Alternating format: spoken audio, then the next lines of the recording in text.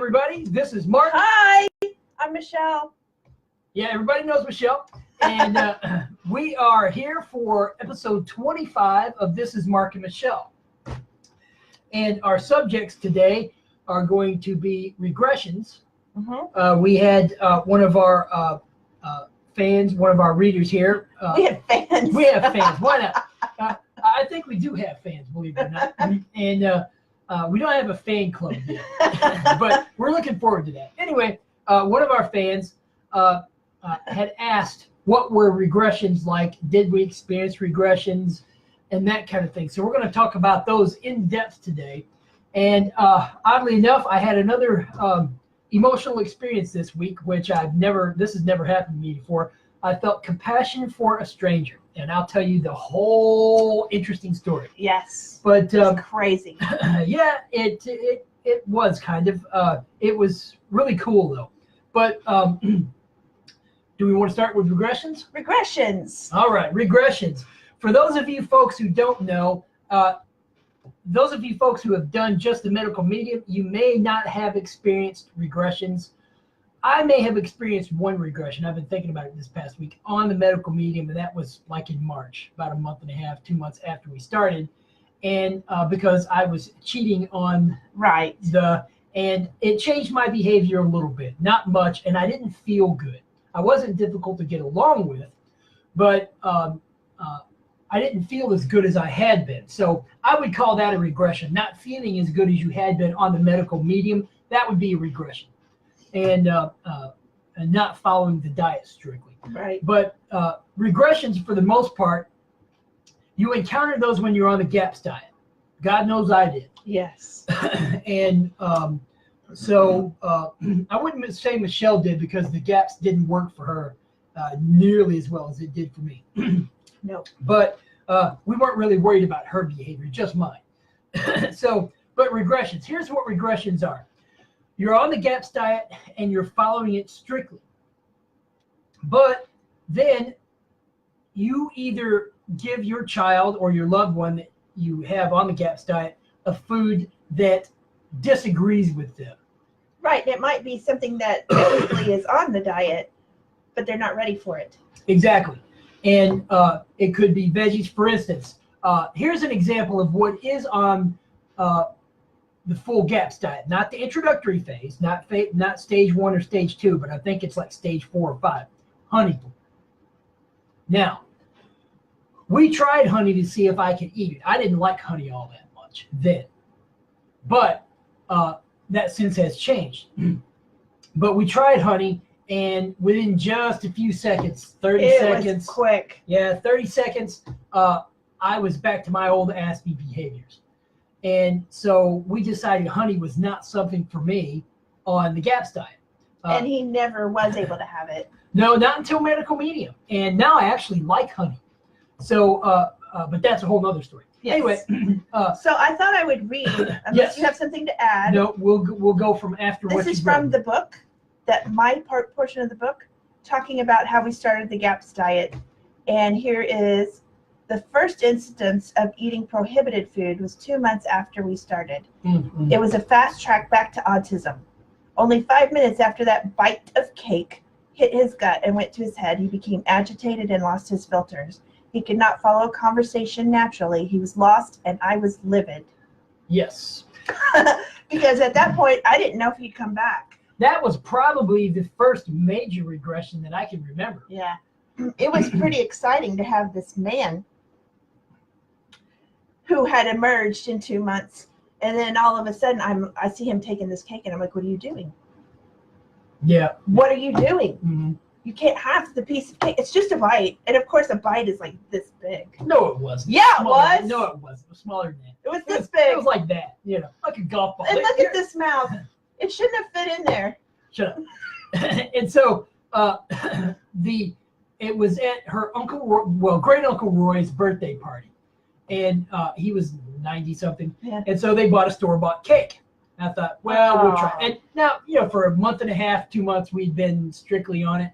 And so I thought, well, fine, it's just one bite. And I knew it wasn't. She's sitting there looking at me going, what are you doing? And so I took a bite anyway. And Yeah, within what, half an hour? Yeah. Yeah, Yeah. about half an hour. He was gone. Yeah, and we were with her cousin. Was there. Her uncle was. Her great uncle Roy was there. All of her other cousins here in town, and some other family members. So I don't think they all saw it happen, but enough of them saw it happen. And so that was my first major regression with other people seeing it. Now, did I come back from it? Obviously. So he always came back. So I mean, but the regressions, he was much worse than he had been. They were really awful. Yes, because oddly enough, when I had a regression, the autistic behaviors would come back much more serious than before we started the diet. Yeah. And so, which was interesting. I didn't expect that. The next major regression, did you write about that? I wrote this one, yeah. Okay. The second time was 5 months after we started. We went to a barbecue place for Mark's birthday, thinking we had done enough research on the food he ordered. Back at his parents' place for coffee, sitting around the table, we watched him go from a normal person to a raging autistic person. Again, he transformed very quickly, beginning to rock and becoming agitated. His language became stilted and unfiltered. Paranoia set in and obsessive thoughts took over. We were slack-jawed in amazement. My heart sank. You'll have to finish. Okay.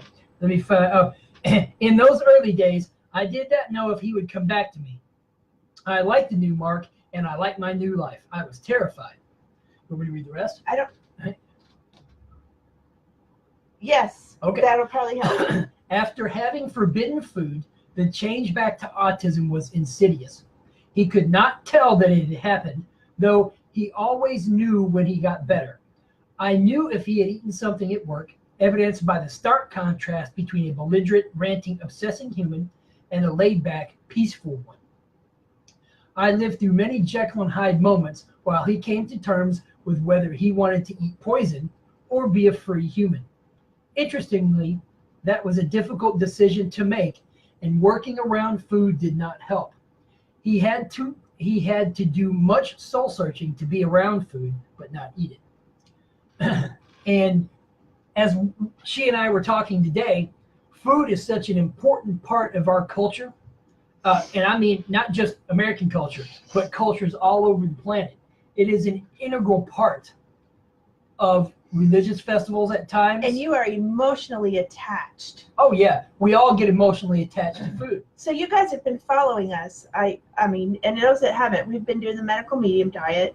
Well, we have gained two sizes, both of us have, on this diet. And so we, on the suggestion of other people or reading how other people have gotten rid of their weight, is to go absolutely no fat. And so we are doing that, except for a handful of nuts.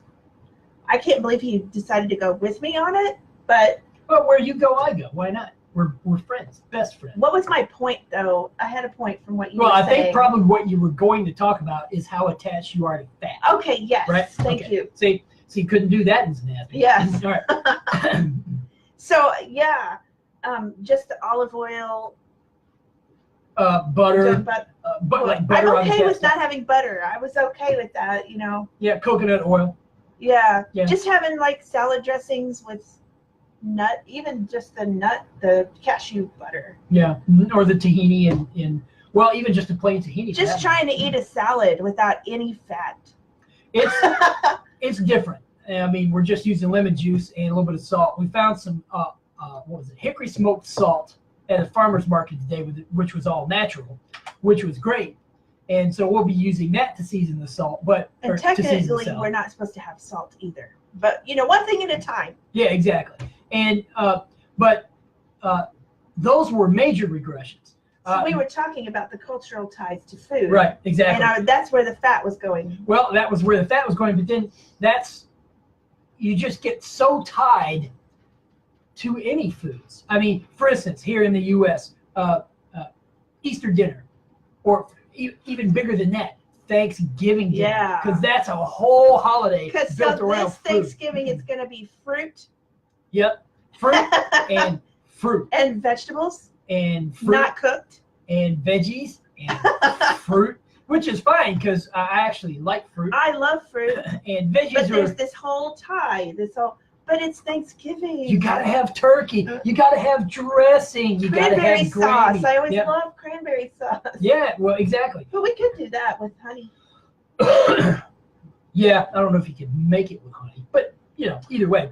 Whatever. But so we're dealing with this emotional side. Yes, there's always an emotional side to food, and so we know what you guys are going through because we get so attached to food, and and all you folks who live in other countries like Australia, other English speakers, for that matter, forget that.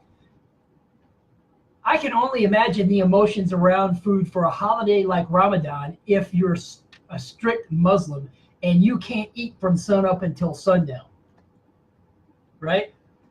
That has to be hard, and you do it for either 30 or 40 days. That has got to be tough. But think about all the emotions you're probably thinking about food, even though you don't want to be during that whole time. So it's not just English speaking cultures. The food is tied into culture, no matter where you go, and so all the emotions over it, you have to work through those. And think of Russian Easter. Yeah, I know, right? All that food. The Greek Orthodox. Yeah, and all that stuff. Well, but then Christmas. So, like Christmas in Europe has to be really food-based. Right. So, that's just how we've celebrated our holidays across the world. But as far as the regressions go, the regressions come because you're so emotionally tied to the food, especially as an adult. And even as a kid, that's the case, because I've heard numerous mothers say, oh, my son has to have carbohydrates. Well, he's emotionally tied to them as well as physiologically tied. That being addicted, that's what. How often have we heard goldfish crackers? Quite a bit. Because they're fun to eat. They make you feel good. All that stuff. There's all those are all emotions. Fun is an emotion. Yeah. It makes you feel a certain way. All stuff Mark didn't feel until he got rid of his emotions to food. Exactly. And so we had to break all that. She had to break certain emotions to food. Not so many with her, but fat has definitely been one for her. Yeah, that's been hard. So, but the regressions come because you feel like you're being deprived. At least I did. And so I would eat off the diet, and then the regressions would come. And I recently saw, there's a woman on Instagram that would be good to follow for everyone.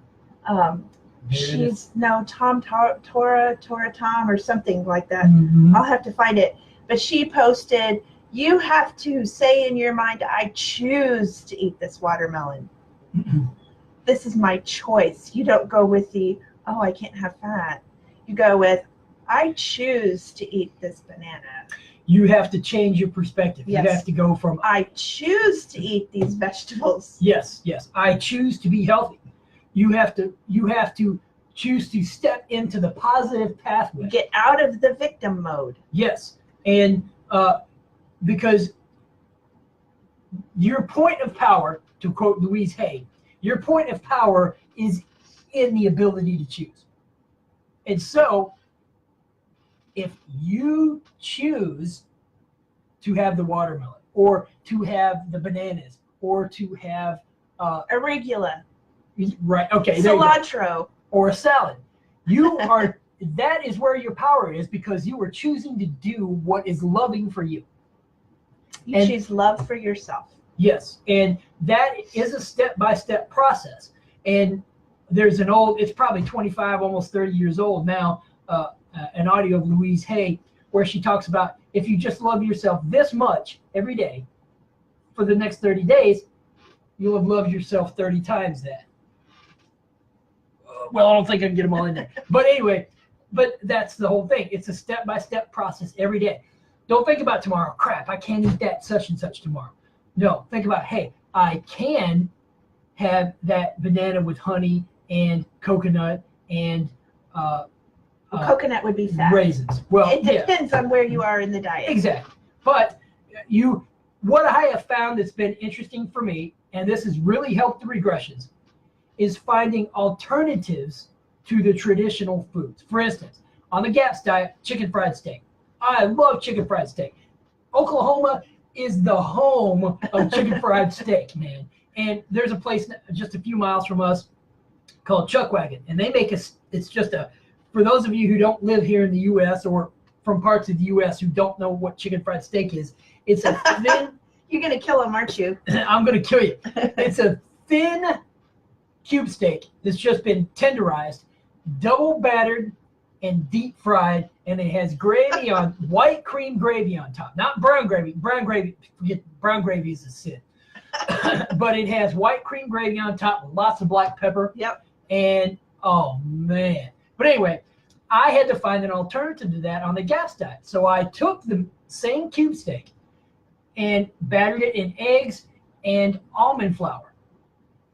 And I made, even though cream isn't actually allowed on the GAPS, I was, for the most part, okay with it. But then I would make a gravy out of that and pour that on top of the steak. Just a Homer Simpson, you know. It was that good. So good. It was really good. But you can find alternatives. If not, ask me, and I can probably come up with one because I'm really creative. Yes. But so we were looking at for pizza today. Yeah, and we're looking at the medical medium's potato crusts for pizza. And, you know, that's the thing. Since this is really about regressions, this is how you keep from the regressions. Yes, be creative. Be creative. If you can't be creative, there are other people out there who can be. Google and they've it. written all kinds of either Facebook posts, Pinterest, websites, everything. whatever. I'm going to have to get a tissue. There aren't any here. Oh, okay. Keep going. All right. But anyway, you can always find an alternative, but that keeps you from the regressions. And I had many, many other regressions, for the most, just more minor than the ones that we talked about. And for the longest, for what, probably a year and a half, we got in an argument every time I had a regression. Yeah, because you didn't think you had. Well, exactly, and that's where the argument comes from. We finally got to where garlic always got him out of it. So Yep. I would get to where garlic became a safe word. Down in front. Hey, you. And I would say, will you just take some garlic? And that was a dangerous thing to say emotionally Because for me, because that would cause an it would argument. cause issues. But he got to where he trusted me when I'd say that, and he would take the garlic, and then he would get better. Yep. And that and the probiotics. Sometimes I overdid it on the probiotics, and I'd wake up sick the next day. But I was still better than I was with the autism symptoms. So, but regressions, they let you know where you are in the diet.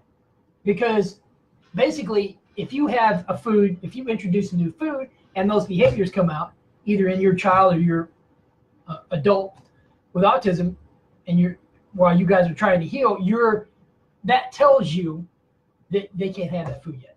So just keep healing. So what you do is you go back to the more fundamental parts of the diet: the broth, the meat, the garlic, the probiotics, and fermented dairy, or not the fermented dairy, because I know some folks can't have dairy at all. But at least those four things: the broth, the meat, the garlic, and the probiotics. But we did get to a point where he was not as awake as he had been at times, but was still eating the same foods on the GAPS. I'm talking. Yeah, you're talking about you had kind of plateaued, so and you sometimes were going a little bit backwards. Yeah, because we would add fruit, and then sometimes pears would send me back a little bit. One thing I could not do was alcohol. Yeah. And that just immediately damaged my gut. And it took 2 months or something to get you back. Yeah, that was back in 2016. It was my dad's birthday. He and I, our birthdays are about 2.5 weeks apart. His in October, mine in November. And so I was over there, and we were having a little bit to drink. I had a couple of hard ciders, a little bit of whiskey, and that kind of stuff. It took maybe 3 months to really repair that damage. And I wasn't easy to get along with in those 3 months. No. And so that's why, too, listening to us talk about this, listening to an adult story, I'm hoping is getting through to you guys that you definitely want to recover your children now. It's much easier. It is, because while you have a relationship with your child, I know mainly it's a caregiver relationship, you still have one. But if you had a spouse in your life that you're recovering from autism, it's going to upend everything you have. It will. You won't know if the person that's coming out of autism is somebody you're going to like. You won't know if that person coming out of autism is going to like you. You won't know really who you're getting until well into recovery. And that's a scary thought, oddly enough. I know you might love that person, and that is the only reason you're staying with them, which is what she did for me, and I was just as persevering. But your relationship will be upended, because as they come out of it, they'll want to establish relationships with other people. That will leave you feeling empty nest. Or what and I I've call written empty about nest. that. Yes. And so if you're on the recovery journey and you have a child, do it now. Yeah. Just keep going.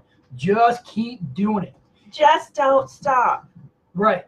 If you have a spouse or loved one, an adult loved one that wants to be on the recovery journey, do it.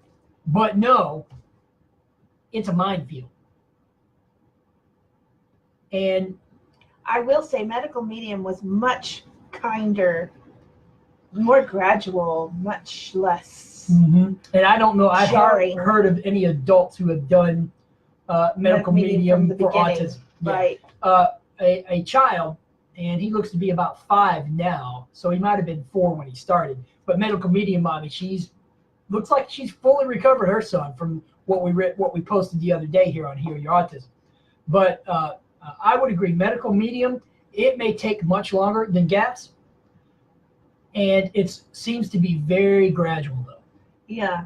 So that might be an option for folks who don't want to do the GAPS diet. And for those folks who are wondering, well, I don't know if my loved one could stand eating meat broth, medical medium is an option, because I think most autistic people I've known have a strong penchant for sweets. Right.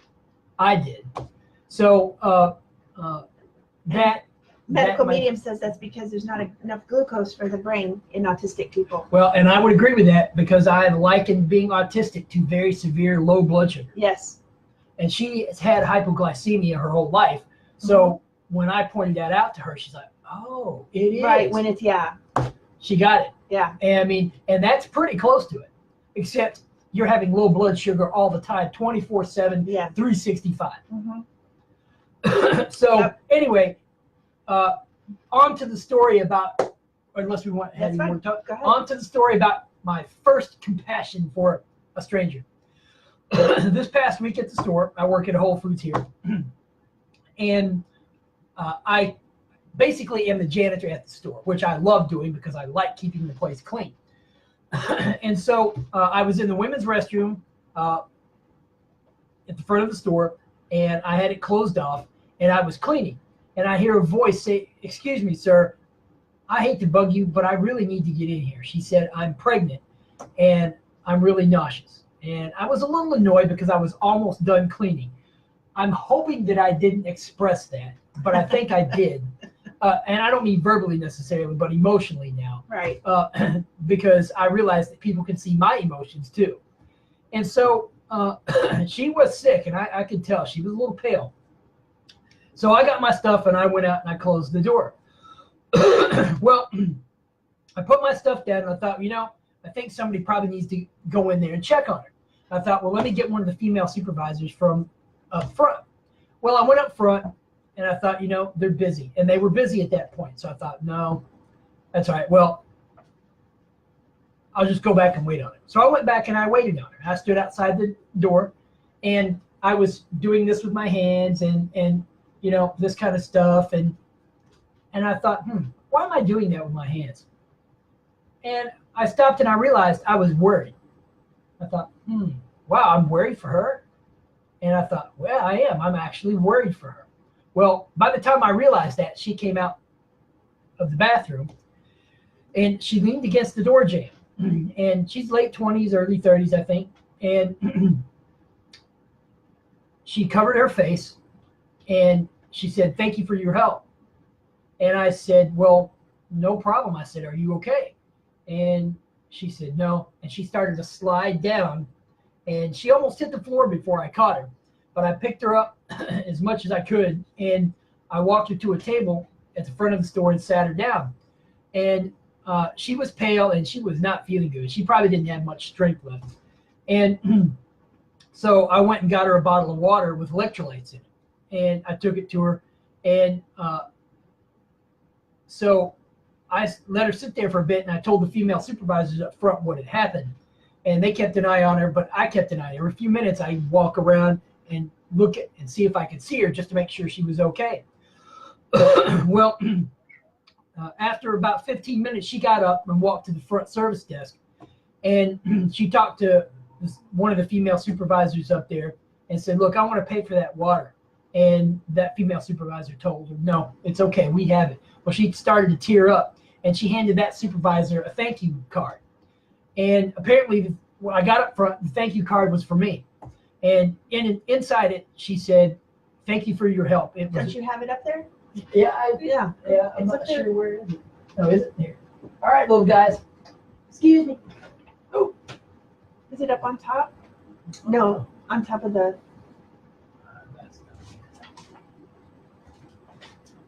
Well, we had proof. Yeah, that's all right. I don't know where it is right now, but anyway, she said, "Thank you for your help. It meant more to me than you know," and she signed it at the bottom. And I realized that was the first time I ever had compassion for a stranger. I felt really bad for her. I mean, she was really sick, because I remember how sick Michelle was when she was pregnant, and pregnancy can be horrible for some women. So. But I thought, wow, that's the first time I've ever felt that for her. And I was worried for her, standing outside, like, wow. So that's how NTs feel about other people. I thought, you know what? But that's cool. Because I didn't know this woman. I didn't even know her name. I just took care of her because she needed help, you know. And as an autistic person, I wouldn't have even seen that she needed help. And I wouldn't have known what to do had I even noticed that she needed help. And that's amazing now, all that I can see and all that I can do to help out other people. And I find it absolutely fascinating now to be an NT person, because there is so much to enjoy now. And which I did not and could not enjoy as an autistic person. But anyway, that's my story. So you could write a book on what people enjoy that they don't know that they're enjoying. Yeah, I could write a book on "Don't Take Your Emotions for Granted." You know. Yeah. Because learning what they are now, no wonder people gassed on about it. It's fun to connect with people. It's fun to take care of people you don't know when they really need it. And I say it's fun, and oddly enough, it made me feel good to worry about her and to keep an eye on her and make sure she was okay, you know? And she was by herself. She had no one else with her.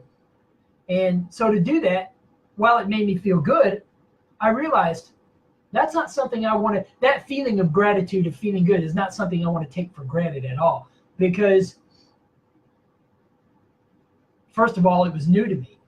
But I see how important it is now